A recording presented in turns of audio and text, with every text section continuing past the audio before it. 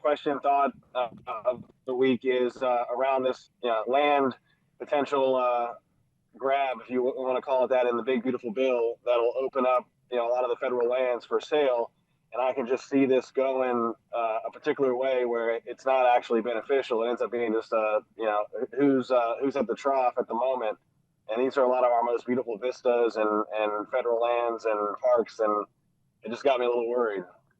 And I hear that concern. So we have Senator Mike Lee coming on next week, who's the author of this, to defend this. I want to be clear, though. This is just BLM land, not Black Lives Matter, Bureau of Land Management. It's not national parks. And so I see it both ways. Like, of course, I don't want, like, Yellowstone to be sold to a bunch of developers or, like, the Grand Tetons or Yosemite or the Grand Canyon. But as someone who lives out west, especially in Arizona, there's a ton of national land that could potentially be developed for housing. So just so you understand, one of the biggest issues is that there's look at how much federal. I mean, Nevada is basically like 94% federal land.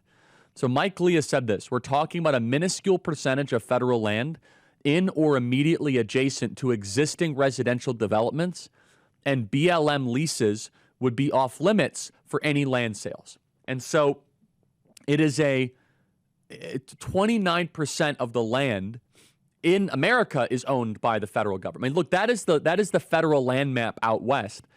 Now, the better way to probably do this is just give it to the states, and then the states can then do it. Because I think that a land sale from a PR perspective sounds terrible. Now, should we preserve beautiful federal land? Of course we should. But we're talking about land that is larger than Western Europe, all completely off limits for development, and a lot of that is just wilderness. And look, there is something he said that we do want to keep part of the West wild. But understand that if you start to run out of land for residential developments, you have two problems. You have to go vertical, and then people become more clustered and they become more liberal. It's just the truth. Now, some people say, I don't want to live in a country with no open spaces. We're not talking about get rid of open spaces. By the way, we couldn't get rid of all the open spaces if we tried. This country is a beast. It is massive.